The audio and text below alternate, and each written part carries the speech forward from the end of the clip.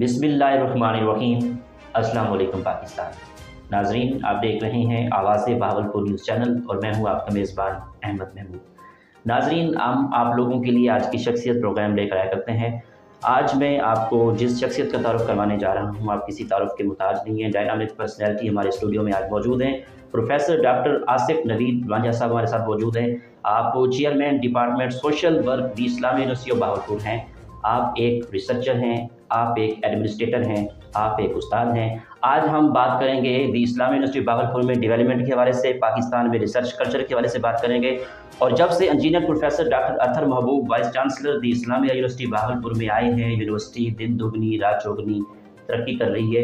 तो डेवलपमेंट के हवाले से आज हम प्रोफेसर डॉक्टर आसिफ नवीद वांझा साहब से ख़ुसूसी गुफ्तगू करेंगे। तो आइए बात करते हैं। अस्सलाम वालेकुम सर। वालेकुम अस्सलाम, कैसे हैं आप? ठीक है, बिल्कुल ठीक हूँ। आप कैसे हैं सर? जी मैं ठीक ठाक, अल्लाह का शुक्र, बिल्कुल ठीक ठाक। और मैं बड़ा शुक्रगुजार हूँ कि आपने मुझे इनवाइट किया अपने इस प्रोग्राम के अंदर, और मैं समझता हूँ कि आपका बड़ा किरदार है भावलपुर की। सर, अगर हम एक्सपीरियंस के हवाले से बात करें तो इस्लामिया यूनिवर्सिटी को आपने कब ज्वाइन किया और आज तक आपका कैसा एक्सपीरियंस चल रहा है? जी, मैंने इस्लामिया यूनिवर्सिटी भावलपुर को 2004 में ज्वाइन किया। सोशल वर्क डिपार्टमेंट 2004 में ही इस्टेब्लिश हुआ और मैं पायनियर्स में से हूँ जिन्होंने इस डिपार्टमेंट को ज्वाइन किया। और मैं अगर ओवरऑल इन 17 सालों की बात करूँ तो मैंने बहुत कुछ लर्न किया। इस्लामिया यूनिवर्सिटी भावलपुर ने मुझे बहुत कुछ दिया और मैं समझता हूँ कि मैंने टीचिंग भी सीखी, मैंने मैनेजमेंट भी सीखी और मैंने जो फ़ॉरेन पीएचडी का जो स्कॉलरशिप था वो भी यहीं से विन किया। और यूके से मैंने पीएचडी की और स्पेशली जो मेरा पीएचडी का टॉपिक था that was on community development projects in Pakistan. और मैं थोड़ा सा उस पर आपको बताता जाऊँ कि कम्युनिटी डेवलपमेंट प्रोजेक्ट्स जो हैं ये 1950s के अंदर पाकिस्तान में स्टार्ट हुए थे, जब यूनाइटेड नेशंस के एक्सपर्ट्स ने पाकिस्तान की गवर्नमेंट को ये एडवाइस किया कि आपके जो समाजी मसाइल हैं उनको हल करने के लिए आप मुख्तलिफ जगहों पे पायलट प्रोजेक्ट्स शुरू करें जिसमें कम्युनिटी के लोगों को शामिल करें और वो अपनी मदद आपके तहत अपने मसाइल को हल करें और उसके अंदर गवर्नमेंट भी शामिल हो। तो वो जो कम्युनिटी डेवलपमेंट प्रोजेक्ट्स थे वो वक्त के साथ साथ फिर उनकी तादाद बढ़ती गई। पहले कराची में बना, फिर लाहौर में, फिर ढाका में। उसके बाद जब उनकी सक्सेस मिली तो फिर वो प्रोजेक्ट्स की तादाद बढ़ गई। तो मेरी पीएचडी भी उन्हीं प्रोजेक्ट्स पे थी। वो गवर्नमेंट के प्रोजेक्ट्स हैं, अब भी चल रहे हैं। तो पंजाब में जो प्रोजेक्ट्स चल रहे हैं मैंने असल में उनकी वर्किंग, उनके प्रॉब्लम्स और उनकी नीड्स पे अपनी पीएचडी की रिसर्च की थी। और 2013 में मेरी पीएचडी कंप्लीट हो गई यूके से। उसके बाद वो वाले जो रिज़ल्ट्स थे, वो वाली जो फाइंडिंग्स थी, वो फिर मैंने सोशल वेलफेयर के साथ शेयर की ताकि उन प्रोजेक्ट्स के अंदर कोई इम्प्रूवमेंट्स लाई जा सके। सर, आपके रिसर्च आर्टिकल कितने पब्लिश हो चुके हैं और आपने इंटरनेशनल नेशनल कॉन्फ्रेंस में कितना शिरकत कर चुके हैं? जी, अगर मैं अपने रिसर्च आर्टिकल्स की बात करूं तो चूँकि मैं यूनिवर्सिटी टीचर हूं तो जितनी भी रिसर्च हम करें वो कम है। लेकिन ये है कि रिसर्च वो होनी चाहिए जो कि ऐसे फैक्ट्स को ढूंढे जिनकी आपको ज़रूरत है, आपके मुआशरे को ज़रूरत है। चूँकि मैं सोशल वर्क में हूँ तो मेरी जितनी भी रिसर्च है वो सोशल इश्यूज़ पे है। पाकिस्तान के अंदर मुख्तलिफ जो समाजी मसाइल हैं वो क्या हैं, उनकी वजूहात क्या हैं और उन मसाइल को हल करने के लिए क्या इक़दाम किए जा सकते हैं। तो मेरी रिसर्च इन्हीं चीज़ों के बारे में है जो कि सोशल वर्क से भी रिलेट करती है, जो कि हमारी कम्युनिटी ग्रुप्स और इंडिविजुअल्स से भी रिलेट करती है। तो इस वक्त 25 से ज़्यादा रिसर्च आर्टिकल्स मेरे पब्लिश हो चुके हैं मुख्तलिफ जर्नल्स के अंदर। और जो आपने बात की कॉन्फ्रेंसेस की, तो I have a good experience to present at national and international level conferences. मैंने स्वीडन में कॉन्फ्रेंस में प्रेजेंट किया, मैंने यूके में कॉन्फ्रेंसेस के अंदर प्रेजेंट किया और पाकिस्तान के अंदर अपने फील्ड की अगर मैं बात करूं तो मैंने इस्लामाबाद में, पेशावर में, लाहौर में और मुख्तलिफ और शहरों में अपनी रिसर्च को जाके प्रेजेंट किया।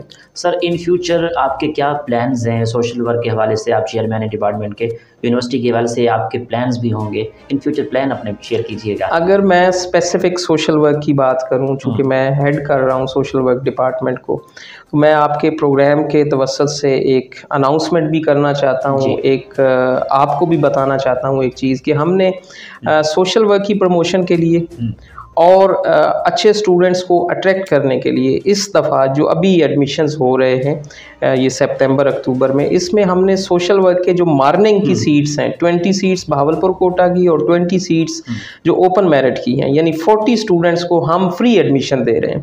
तो इसमें इसका कॉन्सेप्ट क्या है? इसका कॉन्सेप्ट ये है कि आने वाला स्टूडेंट कोविड की वजह से वो स्टूडेंट या उसके पेरेंट्स शायद इस काबिल नहीं है कि वो 32,000 फ़ी पे कर सकें।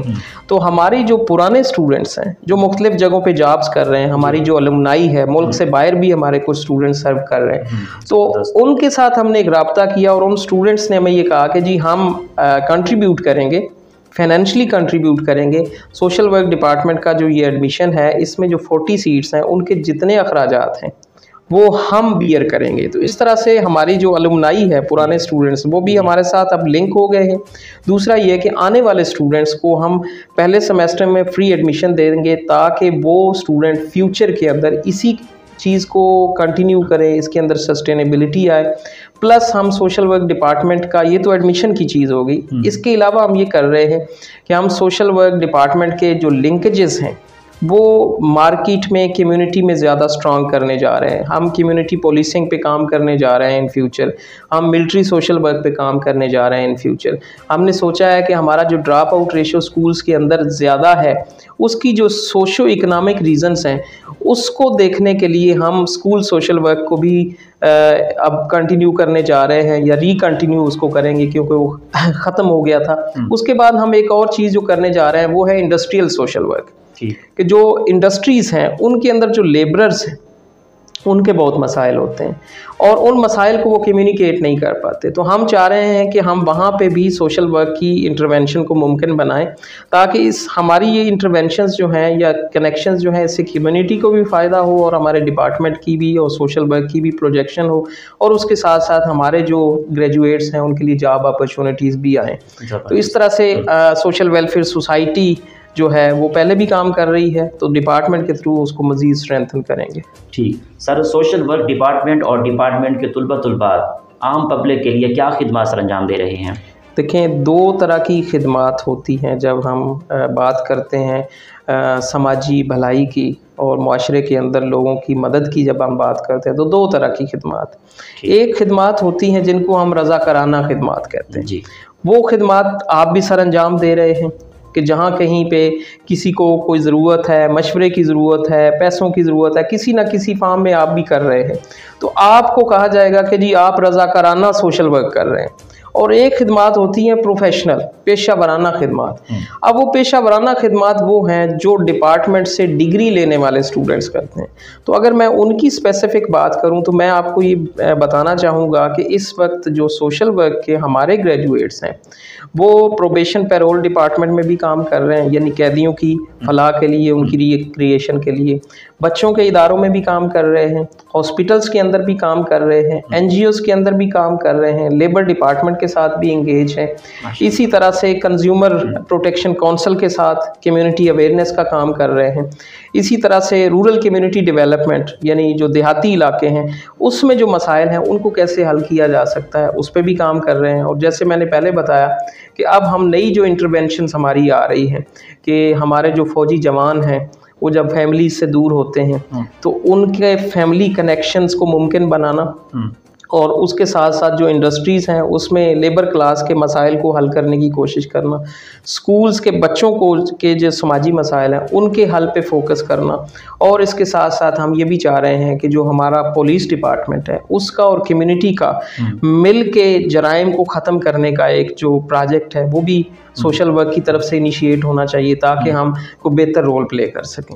सर, आवाम को और पुलिस को आपस में कैसे मिला सकते हैं सोशल वर्कर और एक्सपर्ट्स ने, ये जैसे आपने सवाल किया है, ये वाकई आपका सवाल बड़ा अहम है और देखने में ये लगता है कि जी मुश्किल है, लेकिन मेरा ये बिलीव है कि पुलिस भी आवाम में से है। हमारे ही नौजवान पुलिस में रिक्रूट होते हैं। जो एक गैप है बीच में, यानी कम्युनिटी ये समझती है, एक खौफ या डर होता है कि ये जो वर्दी में लोग मौजूद हैं शायद ये हमें डांटेंगे, ये हमें सज़ा देंगे, या हमें इनसे डरना चाहिए। कम्युनिटी में ये एक चीज़ जो है वो मौजूद है जी। हम असल में इस गैप को ही फिल करना चाह रहे हैं कम्युनिटी पोलीसिंग का एक प्रोजेक्ट लाके।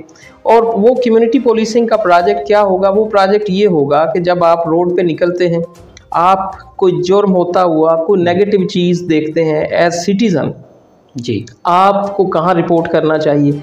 आपके पास एक फ़ोन नंबर हो, आप उस नंबर पे रब्ता करें, आप वहाँ रिपोर्ट करें। इसके अलावा कम्युनिटी में कुछ कमेटीज़ बनी हुई हो, जो अच्छे शहरी हैं, पढ़े लिखे सिविल सोसाइटी के लोग हैं, उनकी कुछ कमेटीज़ बनी हुई हों जो कि पुलिस के साथ लाइजन हो उनका, और पुलिस वाले भी उनके साथ बैठ के मसाइल पे बात करते हों, जराइम की वजूहात क्या है, उनको कैसे ख़त्म किया जा सकता है, उसमें उलमा का क्या रोल हो सकता है, उसमें टीचर्स का क्या रोल हो सकता है, यूनिवर्सिटी का क्या रोल हो सकता है, रिसर्च कैसे की जा सकती है। तो इस तरह से पुलिस को कम्युनिटी के करीब लाके और कम्युनिटी को पुलिस के करीब लाके सोशल वर्कर जो हैं वो इस गैप को फिल करते हुए कम्युनिटी पोलीसिंग का एक सक्सेसफुल मॉडल दे सकते हैं, जिससे फ्यूचर में कोई शख्स बिला वजह पुलिस से नहीं डरेगा। हाँ, अगर उसने कोई जुर्म किया तो उसे डरना चाहिए, लेकिन वो बिला वजह नहीं डरेगा। वो बिला झिझक पुलिस स्टेशन जाएगा, अपनी रिपोर्ट लिखवा सकेगा, और पुलिस वाले जो हैं वो उनके साथ बड़ा अच्छा कोऑपरेट करेंगे। तो वो जो एक गैप है, जो एक डिस्टेंस है, हम कम्युनिटी पोलीसिंग के प्रोजेक्ट के थ्रू कोशिश करेंगे कि उसको कम से कम किया जा सके। सर, इलाके जो होते हैं मुख्तलिफ, हर किसी को पसंद होते हैं, हर किसी की अपनी अपनी पसंद होती है, तो मैं ये पूछना चाहूँगा कि आपको कौन कौन से इलाके पसंद हैं? देखें जी, मैं जहाँ पे अभी मौजूद हूँ आपके साथ, भावलपुर में, जी, आई लव भावलपुर। बहुत पीसफुल है, बहुत साफ़ सुथरा है। बहुत सारे लोगों ने जिन्होंने भावलपुर नहीं देखा हुआ, उन्हें शायद ये लगता है वो सहरा में कोई रेत है, कोई मट्टी है, पता नहीं वहाँ डेवलपमेंट नहीं है उतनी। मैं ये उन लोगों को कहना चाहूँगा कि आप आएँ, भावलपुर को विज़िट करें। इसकी एक हिस्ट्री है। इसके अलावा इसके अंदर जो डिपार्टमेंट्स काम कर रहे हैं, हमारी इस्लामिया यूनिवर्सिटी भावलपुर एक तारीखी यूनिवर्सिटी, उसको विज़िट करें, आपको लगेगा कि ये पाकिस्तान की बेहतरीन यूनिवर्सिटी है। अच्छा, आप रोड्स पे जाएं, आपको सफाई का निज़ाम, भावलपुर वेस्ट मैनेजमेंट कंपनी ने जो काम किया है, डेली सफाई होती है। ईद, बड़ी ईद के मौके पे आपको कहीं पे भी कोई गंदगी नज़र नहीं आएगी, क्योंकि उसको मैनेज ही ऐसे करते हैं। सारे शहरियों को वो पहले से बैग्स दे देते हैं कि जी इसमें आपने चीज़ें डालनी है, और फिर हम उसको कलेक्ट कर लेंगे। फिर आप देखें डेवलपमेंट अथॉरिटी BDA कितना अच्छा काम कर रही है। फिर आपकी जो TMAs हैं वो उनके साथ कितना मिलके अच्छा काम कर रही है। तो भावलपुर मुझे बहुत पसंद है। उसके अलावा भावलपुर के कल्चर के हवाले से कुछ जी, कल्चर को भी यकीनन देखें, भावलपुर का बड़ा रिच कल्चर है। अभी हमने यूनिवर्सिटी ने पिछले 2 साल में प्रोफेसर डॉक्टर अतर महबूब साहब का जो एक विजन है कि हम यूनिवर्सिटी को कम्युनिटी से कनेक्ट करें, इंडस्ट्री से कनेक्ट करें, तो उन्होंने हमारी कुछ असाइनमेंट्स लगाई ज़िम्मे कि जी आप जो डेजर्ट जीप रैली होती है, वहाँ पे इस्लामिया यूनिवर्सिटी जो है वो भावलपुर के कल्चर को प्रमोट करें। तो आप यकीन करें कि भावलपुर में डीप चोलिस्तान से जो वो छाबियाँ बनाने वाली ख़वातीन हैं, जो यहाँ पे खड्डी पे कपड़ा बनाने वाले लोग हैं जी, तो इन लोगों को हमने उस एग्जीबिशन में वहाँ पे बिठाया, और पूरे पाकिस्तान से लोग आए। उन्होंने देखा कि जी भावलपुर में तो ये सारी चीज़ें होती हैं। यानी एक तो हमारा कल्चर अब डेजर्ट जीप रैली हमारे कल्चर का हिस्सा बन गई। उस पे फिर जो हमारा गोटे का काम है, जो यहाँ पे अब्बास नगर में इतना चुनरी का काम होता है, ये और कहीं नहीं होता। तो मैं समझता हूँ कि हर हवाले से फिर जो नवाब हमारे भावलपुर की जो रियासत है, उनकी अपनी हिस्ट्री है। उन्होंने वेलफेयर के जितने काम किए हैं, तालीम में जितनी खिदमात दी हैं, वो असल में सारे हमारे कल्चर को ही रिप्रेजेंट करती हैं ये सारी चीज़ें। तो बड़ा रिच कल्चर है। मैं तो ये चाहूँगा कि लोग आएँ, भावलपुर को विज़िट करें। अब तो सोशल मीडिया पे इसकी वीडियोस भी हैं, यहाँ पे जितने महल हैं उनके हवाले से, चोलिस्तान के हवाले से, तो हर हवाले से भावलपुर का कल्चर बड़ा रिच है। दूसरा जो आप बात कर रहे थे इलाकों के पसंद करने की, यकीनन पूरा पाकिस्तान खूबसूरत है। मेरा शौक़ होता है, मैं नादरन एरियाज़ भी जाता हूँ, मुख्तलिफ़ जगहों पे जाता हूँ। दूसरी पसंद की जगह मेरा नेटिव टाउन है, डिस्ट्रिक्ट मंडी बहाउद्दीन, गोजरा मेरा गांव है, तो वो मुझे बहुत पसंद है। वैसे ओवरऑल मुझे पूरा पाकिस्तान पसंद है। एक जगह पे मैंने 3 साल गुजारे, 3.5 साल जी, स्कॉटलैंड, जहाँ से मैंने PhD की, वो भी मुझे बहुत पसंद है। ज़बरदस्त। सर, अब सवाल पूछूंगा आपसे। इंजीनियर प्रोफेसर डॉक्टर अतर महबूब, vice chancellor Islamia university Bahawalpur की लीडरशिप में जब से वो यूनिवर्सिटी में आए हैं, यूनिवर्सिटी किस तरह तरक्की कर रही है, बताइएगा। मैं समझता हूँ कि बड़ा अहम सवाल इसलिए भी है कि प्रोफेसर डॉक्टर इंजीनियर अतर महबूब साहब जो हैं, मैंने अपनी ज़िंदगी में बहुत कम ऐसे लोग देखे हैं जिनको मैंने हर हवाले से सक्सेस की तरफ जाते हुए देखा है। लोग होते हैं किसी एक फील्ड में, उनकी अपनी एक फील्ड होती है, जैसे डॉक्टर साहब की अपनी फील्ड इंजीनियरिंग की है, तो वो शायद इंजीनियरिंग पे ज़्यादा फोकस करते हैं। लेकिन मैंने देखा है कि हमारे वाइस चांसलर साहब जो हैं, आप उनसे एग्रीकल्चर पे बात करें, आप उनसे सोसाइटी पे बात करें, सोशल वर्क पे बात करें, कंप्यूटर पे बात करें, आप उस मैनेजमेंट इंटरनेशनल रिलेशन पे बात करें, तो आप हैरान हो जाएंगे कि उनका इतना ज़्यादा नॉलेज है कि शायद वो सब्जेक्ट के लोगों का अपना भी नहीं होता। एक तो नॉलेज की हद तक मैं आपको बता रहा हूँ, दूसरा जो उनके प्रैक्टिकल इनिशिएटिव्स हैं, मैं उन पे भी बात करूँगा। हमने इस्लामिक यूनिवर्सिटी भावलपुर के 1975 से लेके अब तक के जो 45 साल हैं, उनको अगर आप देखें, जब से ये यूनिवर्सिटी चार्टर यूनिवर्सिटी बनी है, उन 45 सालों को अगर आप देखें तो आपको महसूस होगा कि पिछले 2 सालों में इस यूनिवर्सिटी में प्रैक्टिकली जो रिसर्च के हवाले से, एकेडमिक्स के हवाले से और यूनिवर्सिटी के इंडस्ट्री और कम्युनिटी के लिंकेजेस के हवाले से जो इक़दामात हुए हैं, वो शायद पिछले 23 सालों में नहीं हुए। मसलन अब यूनिवर्सिटी चैम्बर ऑफ कॉमर्स के साथ ऑन बोर्ड है। मसलन अब यूनिवर्सिटी जो है वो काटन के हवाले से, इंटरक्रॉपिंग के हवाले से और vegetable and cut flower production के हवाले से और मल्टी स्टोरी फ्रूटिंग के हवाले से ऐसे ऐसे प्रोजेक्ट्स कर रही है और किसानों को ट्रेनिंग देने जा रही है जो माजी में नहीं था। तो ये सारा कुछ जो है, ये असल में वर्दी वाइस चांसलर का एक विजन है और वो ये चाहते हैं कि यहाँ रिसर्च का कल्चर भी प्रमोट हो, यहाँ इंफ्रास्ट्रक्चर यूनिवर्सिटी का बहुत बड़े। अभी आप देखेंगे कि इन नियर फ्यूचर हमारे माशाल्लाह कोई 4.25 अरब के प्रोजेक्ट्स जो हैं वो गवर्नमेंट साइड से फंड होने जा रहे हैं, जिसमें अंदर बिल्डिंग्स भी बनेंगी, हॉस्टल्स भी बनेंगे, जिसके अंदर रोड्स भी बनेगी और यूनिवर्सिटी के अंदर एक मार्केट बनने जा रही है जो पहले नहीं थी जी। और उसके अलावा आप देखें कि पब्लिक प्राइवेट पार्टनरशिप के तहत यूनिवर्सिटी जो है वो तकरीबन 4 अरब के कुछ प्रोजेक्ट्स करने जा रही है, जिसके अंदर एकेडमिक्स ब्लॉक्स बनेंगे, जिसके अंदर स्टूडेंट्स के लिए हॉस्टल्स बनेंगे, जिसके अंदर रोड्स और एक नई मस्जिद और रेजिडेंसेस भी इन फ्यूचर बनने जा रही हैं। तो ये सारा क्रेडिट जो है मैं अगर देना चाहूँ तो यकीनन मैं लीडरशिप को दूंगा। अगर ये लीडरशिप ना होती तो शायद इतनी सारी डेवलपमेंट्स आप ना देख पा रहे होते। और मैं आपको यकीन दिलाऊं कि ये प्रैक्टिकली सारी चीज़ें स्टार्ट हो चुकी हैं। एक तो होता है कि सिर्फ स्टोरीज़ की आता है, ऐसा नहीं है।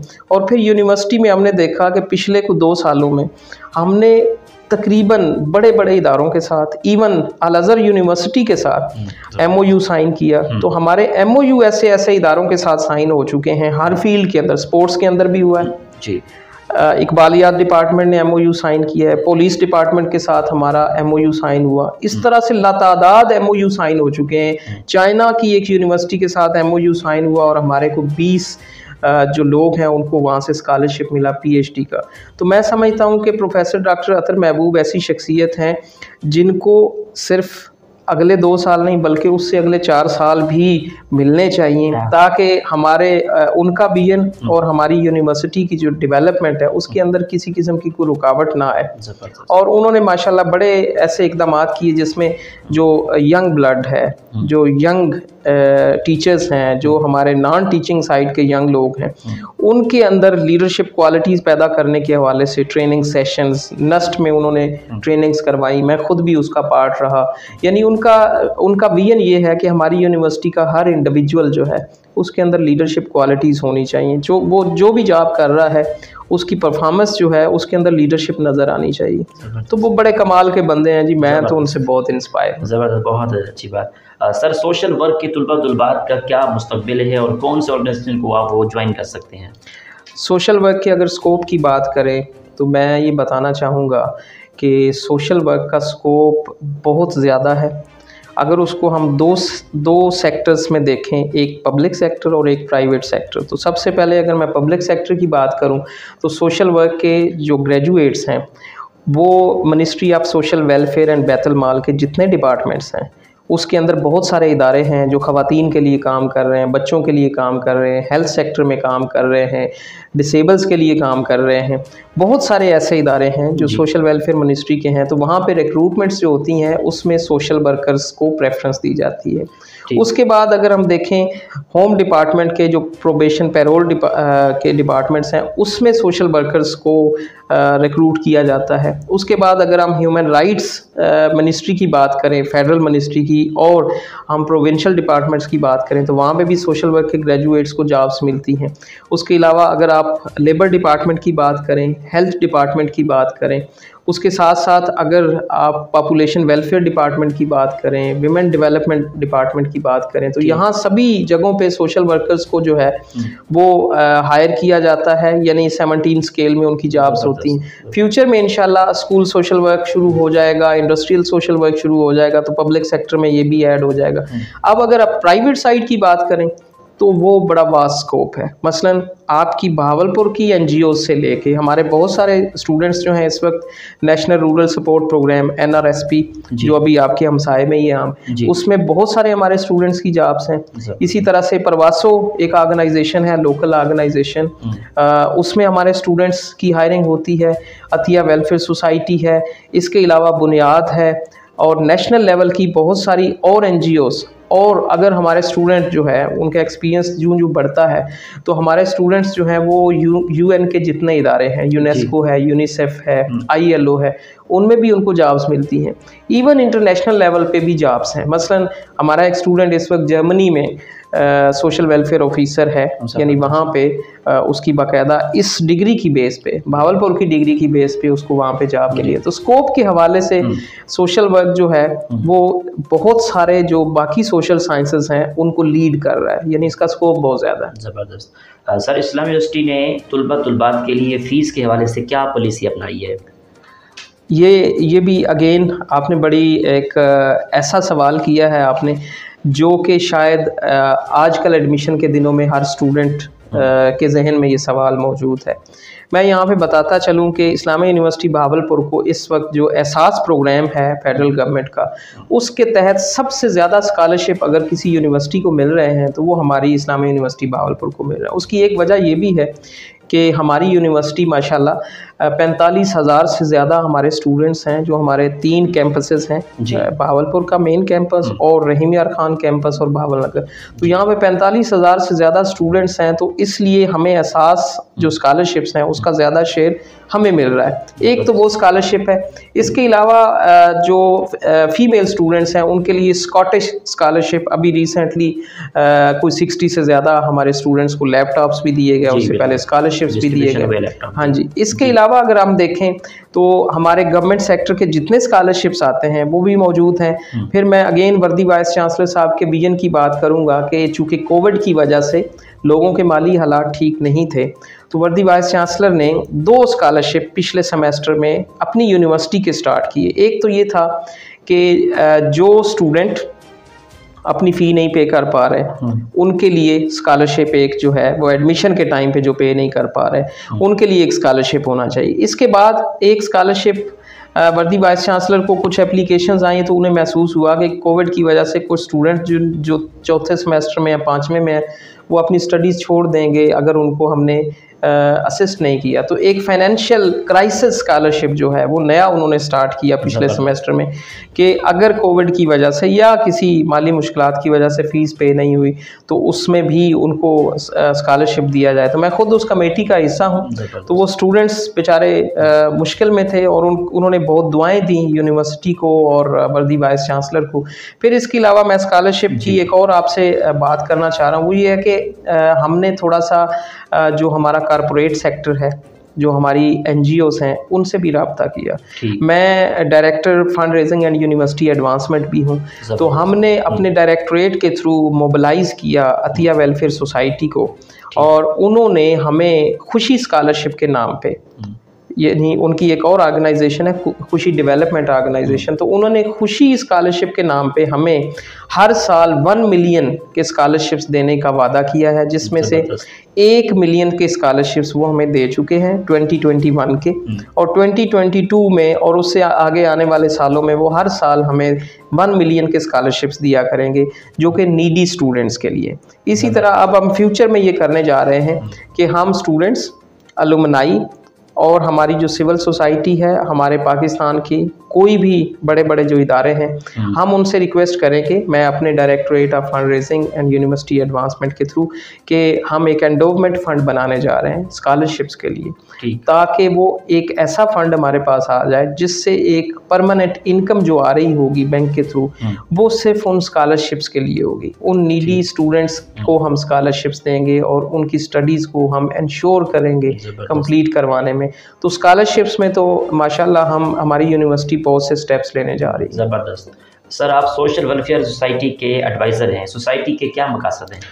सोशल वेलफेयर सोसाइटी उन सोसाइटीज़ का हिस्सा है यूनिवर्सिटी में जो कि वर्दी वाइस चांसलर के विजन के मुताबिक, उनका विजन तो ये है कि ये सोसाइटीज़ की तादाद बहुत ज़्यादा होनी चाहिए, और हमने पिछले साल को 25 से ज़्यादा सोसाइटीज़ इस वक्त हैं, जिसमें साइंस सोसाइटी भी है, डिबेटिंग सोसाइटी भी है, उसके अंदर हेल्थ सोसाइटी भी है।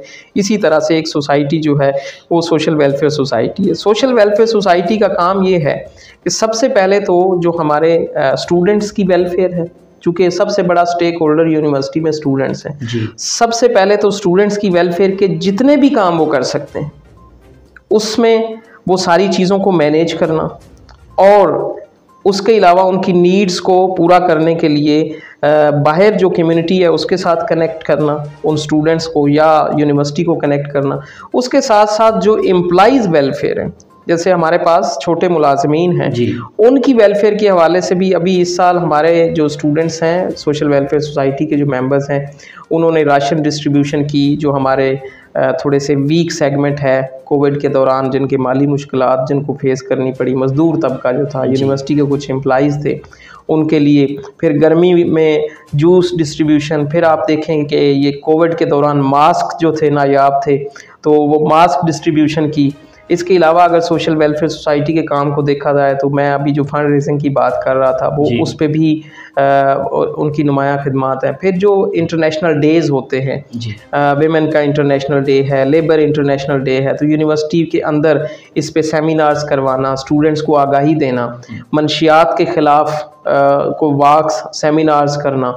तो प्रैक्टिकली जो चीज़ें हो सकती हैं वेलफेयर के लिए, एम्पावरमेंट के लिए, उन सब के अंदर ये जो सोशल वेलफेयर सोसाइटी है उसके एज एडवाइज़र मैं, मेरे साथ को एडवाइज़र्स और जो स्टूडेंट्स की टीम है। असल में हमारा मकसद एक और भी है कि हम स्टूडेंट्स को इतना ट्रेन कर दें कि वो यहाँ से डिग्री लेने के बाद वो जो वेलफेयर की एक्टिविटीज़ हैं, जो मैं पहले बता रहा था, वॉलंटियरिज्म, रज़ाकाराना सोशल वर्क, तो उसके अंदर तो सबको आना चाहिए। तो सोशल वेलफेयर सोसाइटी उसके हवाले से भी हर शख्स को ट्रेन कर रही है कि जी हमें वेलफेयर एक्टिविटीज़ में आगे आना चाहिए। ज़बरदस्त। सर, वज़ीर आज़म इमरान खान इस्लामी जमहूरिया पाकिस्तान हाल ही में इस्लामी यूनिवर्सिटी का दौरा किया और बहुत सारे प्रोजेक्ट्स का इफ्तिताह भी किया है। मैं चाहूँगा इस बारे में कुछ बताएँ आप। जी, मैं मुबारकबाद अगेन वर्दी वाइस चांसलर साहब को आपके प्रोग्राम के तवस्सुत से भी दूंगा, और मैं समझता हूँ कि जिस अंदाज़ में इस्लामी यूनिवर्सिटी भावलपुर ने एक सक्सेसफुल विज़िट मुमकिन बनाया प्राइम मिनिस्टर का, शायद कोई और इदारा उस तरह ना बना सके, क्योंकि प्राइम मिनिस्टर ज़ाहिर है पॉलिटिकल पार्टी के हेड भी हैं। आप यकीन करें कि जब यहाँ यूनिवर्सिटी वो तशरीफ़ लाए, उन्होंने यूनिवर्सिटी के इंफ्रास्ट्रक्चर को देखा, वाइस चांसलर सेक्रेटेरिएट को, उसके अलावा जो यूनिवर्सिटी का लैंडस्केप है, उसके अलावा जब वो ऑडिटोरियम में आए तो उन्होंने हमारे यूनिवर्सिटी के ऑडिटोरियम को जिस अंदाज में देखा और अप्रिशिएट किया, उनकी नज़रों से हमें लग रहा था, देखने से हमें लग रहा था। फिर हमारी जो प्रेजेंटेशन थी यूनिवर्सिटी की, मैं आपको मज़े की बात बताऊं कि बहुत ब्रीफ किस्म की प्रेजेंटेशन थी प्राइम मिनिस्टर साहब को। वाइस चांसलर साहब ने यूनिवर्सिटी का तारफ़, उसकी हिस्ट्री, स्टूडेंट्स की तादाद, एहसास स्कॉलरशिप, हमारी यूनिवर्सिटी के अंदर जो 2.5 मेगावाट का सोलर प्रोजेक्ट लग गया है, अभी वो स्टार्ट हो जाएगा, और रिसर्च, इस पे वाइस चांसलर साहब ने उनको 1-2 मिनट में ब्रीफ किया। उसके बाद एक और प्रेजेंटेशन थी जो कि हमारी जो कॉटन वैरायटीज़ हैं, हमारी रिसर्च है इकबाल बंदेशा साहब की, वो बड़ी अच्छी है, उनकी बड़ी मेहनत है। तो उस पे इकबाल बंदेशा साहब ने और बीसी साहब ने प्राइम मिनिस्टर साहब को ब्रीफ किया।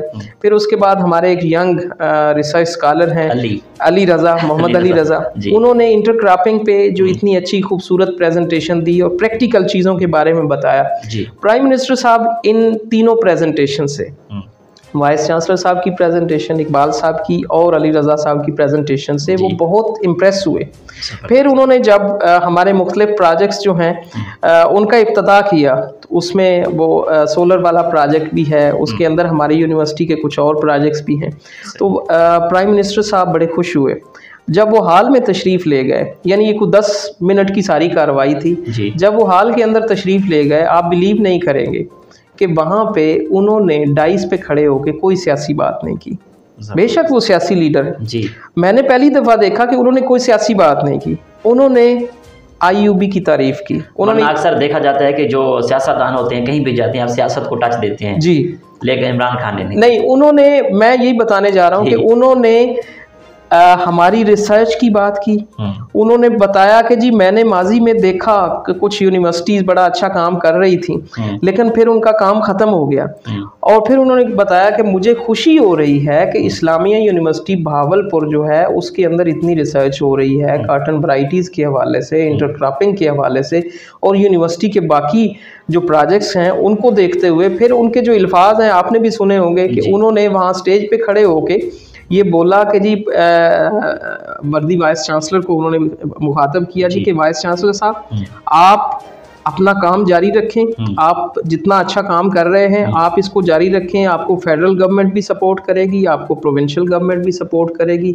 और वो बहुत खुश थे इस्लामिया यूनिवर्सिटी भावलपुर की इस कारकर्दगी से। तो मैं समझता हूँ कि हेड ऑफ द स्टेट का इस तरह से इस्लामिया यूनिवर्सिटी भावलपुर की तारीफ़ करना और इस तरह से इम्प्रेस होना हमारी प्रेजेंटेशन से, तो इसका क्रेडिट वैसे तो सारी यूनिवर्सिटी को जाता है, लेकिन मैं समझता हूँ कि जिस अंदाज में वर्दी वाइस चांसलर ने ओवरऑल वो प्रेजेंटेशंस मुमकिन बनाई या यूनिवर्सिटी के बारे में ब्रीफ किया, तो प्राइम मिनिस्टर साहब जो हैं वो अप्रिशिएट किए बगैर नहीं रह सके। और ये क्रेडिट है आईयूबी के लिए, पूरे भावलपुर के लिए। और मैं समझता हूँ मुबारकबाद के मुस्तहिक हैं वर्दी वाइस चांसलर प्रोफेसर डॉक्टर अतर महबूब। सर रैंकिंग के हवाले से बात करें तो इस्लामिया यूनिवर्सिटी किस दर्जे पर है? इस्लामिया यूनिवर्सिटी भावलपुर हमेशा कोशिश करती रही है, मैं माजी में भी मैं ये बात करूँगा कि कोशिश हमेशा करती रही कि रैंकिंग अच्छी हो। अप्स एंड डाउन्स हमने देखे, आप भी यहाँ भावलपुर रहते हैं, आपने देखा कि जी हमारे स्टूडेंट्स की तादाद जो है वो 2-3 साल पहले को 12-13 हज़ार पे थी। अब अल्लाह का शुक्र है, हमारे ये क्रेडिट जाता है हमारी लीडरशिप को कि अब हमारी तादाद स्टूडेंट्स की 45,000 से ज़्यादा है। इस सेमेस्टर में एनरोलमेंट होगी तो 60 के करीब हम पहुँच जाएंगे। तो जब आप रैंकिंग की बात करते हैं ये चीज़ भी उसके अंदर आती है कि जी नंबर ऑफ़ स्टूडेंट, फिर उसके अलावा faculty, PhD faculty, vice chancellor साहब ने एसोसिएट लेक्चरर्स रखे जो पहले विजिटिंग पढ़ाते थे लेकिन अब वो फुल टाइम हमारे पास इंगेज हैं। और एज सच इतना को फाइनेंशियल बर्डन नहीं यूनिवर्सिटी पे पड़ा उनके आने से, वो अब रेगुलर खिदमात सर अंजाम दे रहे हैं। ये बड़ी अच्छी मैनेजमेंट थी। उसके अलावा PhDs को अट्रैक्ट करके यूनिवर्सिटी में ज्वाइन करवाना, जैसे अली रज़ा आपके सामने एक एग्जाम्पल है। तो इससे रैंकिंग बड़ी यूनिवर्सिटी की बेहतर हुई है। मसलन मैं आज आपके प्रोग्राम में ये बताते हुए खुशी महसूस कर रहा हूँ कि इस वक्त साउथ पंजाब में टॉप की यूनिवर्सिटी रैंकिंग में जो भी रैंकिंग हुई है उसमें जो अनाउंसमेंट हुई है उसमें इस्लामिया यूनिवर्सिटी भावलपुर पहले नंबर पे। टीचिंग की अगर आप बात करें तो इस्लामिया यूनिवर्सिटी भावलपुर पूरे पाकिस्तान में चौथे नंबर पे है। तो मैं ये समझता हूँ कि वर्ल्ड रैंकिंग में भी अब हमारे नंबर्स बहुत बेहतर हो गए। इंशाल्लाह आप देखेंगे कि अगले साल ये रैंकिंग जो है ये मज़ीद आपको बेहतर होती हुई नज़र आएगी। तो वर्दी वाइस चांसलर का इस हवाले से बड़ा क्लियर विजन है कि हम ग्रीन कैंपस के हवाले से हमारा डायरेक्टोरेट अलग से बना है, अलुमनाई के हवाले से अलग से बना है, फार्म के हवाले से अलग से बना है। हमारे पास इस वक्त जो मुख्तलिफ और डायरेक्टोरेट्स बने हैं, स्कूल सिस्टम IUB का, उसके हवाले से जो डायरेक्टोरेट बना है वो भी अब फंक्शनल हो गया है। ये मेरे पास जो ज़िम्मेदारी है fund raising and university advancement, इसी तरह से कुछ और डायरेक्टोरेट्स यूनिवर्सिटी में बने। ये जब सारे फुली फंक्शनल हो जाएंगे तो ये यूनिवर्सिटी सिर्फ लोकल लेवल की यूनिवर्सिटी आपको नहीं महसूस होगी, ये फिर आपको इंटरनेशनल लेवल की रैंकिंग में बहुत ऊपर लेके जाएगी। और इस वक्त हम ये क्लेम नहीं कर रहे, हमने ये प्रूव कर दिया है और प्राइम मिनिस्टर साहब के विज़िट के मौके पे भी देखा गया कि इस्लामिया यूनिवर्सिटी बहावलपुर इस वक्त 4th जनरेशन यूनिवर्सिटी है। 4th जनरेशन यूनिवर्सिटी वो होती है जिसमें सिर्फ टीचिंग नहीं होती, उसमें रिसर्च भी होती है, उसमें कम्युनिटी कोलैबोरेशन भी, इंडस्ट्री कोलैबोरेशन भी होता है, प्लस उसमें कमर्शलाइजेशन की एक्टिविटीज़ भी होती हैं। यानी जो चीज़ें हम कर रहे हैं, हम मार्केट को कुछ दे रहे हैं और मार्केट से हमें कुछ प्रॉफिट आना शुरू हो गया। मसलन अभी जो हमारा काटन वैरायटीज़ के हवाले से बात है, तो काटन वैरायटीज़ के जो अभी उसका पेटेंट हो गया है, उससे ये है कि IUB को अब फाइनेंशियल बेनिफिट्स भी मिलेंगे अपनी उन वैरायटीज़ से। इसी तरह से जो हमारे कट फ्लावर एंड वेजिटेबल के प्रोजेक्ट्स हैं, मल्टी स्टोरी फ्रूटिंग के प्रोजेक्ट्स हैं, उससे यूनिवर्सिटी को अर्निंग भी आना शुरू हो जाएगी और हम सर्विसेज दे रहे होंगे डायरेक्ट। फिर हमारे पास, अब मैं एक और बात आपको बताना शायद भूल गया था, नर्सिंग का जो इनिशिएटिव यूनिवर्सिटी ने लिया है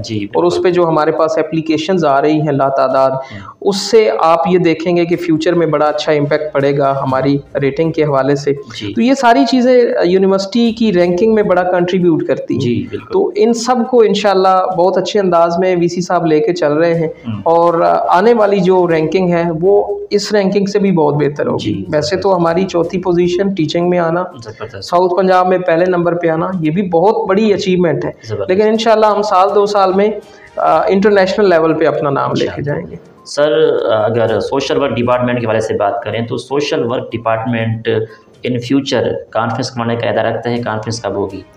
जी, अगर तो आप बात करें सिर्फ सोशल वर्क की, तो इंशाल्लाह हम इन फ्यूचर इस पे प्लान कर रहे हैं कि हम 2022 में इंटरनेशनल लेवल की सोशल वर्क पे कॉन्फ्रेंस करवाएं। कोविड की वजह से कुछ रेस्ट्रिक्शंस रहीं, ऐसी चीज़ें शायद उस तरह से नहीं हो सकी।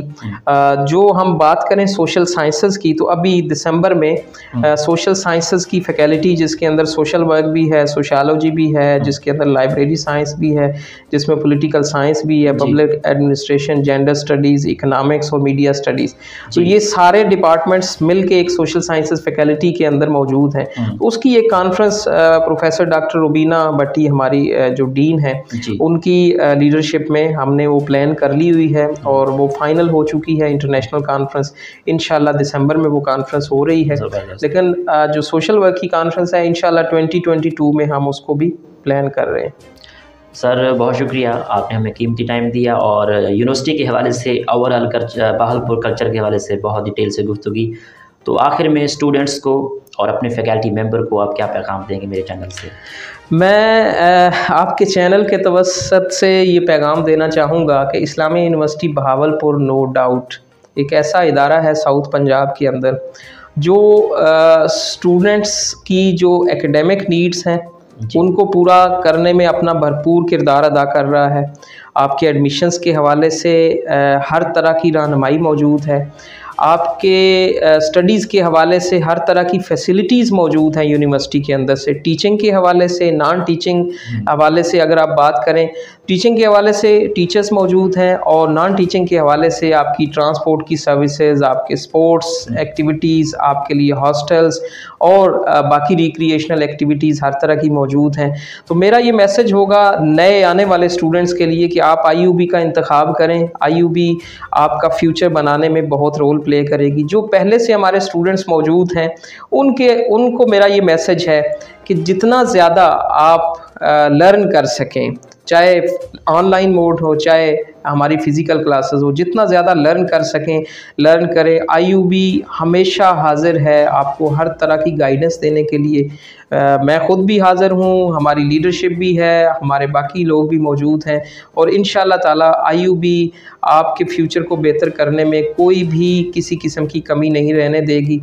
और मेहनत करें और इस कोविड के दौर में, ये जो दौर चल रहा है, इसमें एहतियात भी करें और दूसरों की इर्द गिर्द के लोगों का ख्याल करें, उनकी मदद करें। Thank you very much. बहुत शुक्रिया sir, thank you very much. आपका बहुत शुक्रिया जी। जी तो नाजरीन, आपने आज की शख्सियत प्रोग्राम सुना। हमारे साथ मौजूद थे प्रोफेसर डॉक्टर मोहम्मद आसिफ नवीद साहब। तो इसी के साथ, या इसे गलत कह दिया है, इसी के साथ अपने मेज़बान अहमद महमूद को इजाज़त दीजिए। एक नए प्रोग्राम के साथ मुलाकात होगी। आज हमारे साथ मौजूद थे प्रोफेसर डॉक्टर आसिफ नवीद वांझा साहब। तो नए प्रोग्राम में मुलाकात होगी। अल्लाह हाफ़िज़। अल्लाह निगहबान। पाकिस्तान जिंदाबाद। अल्लाह हाफ़िज़।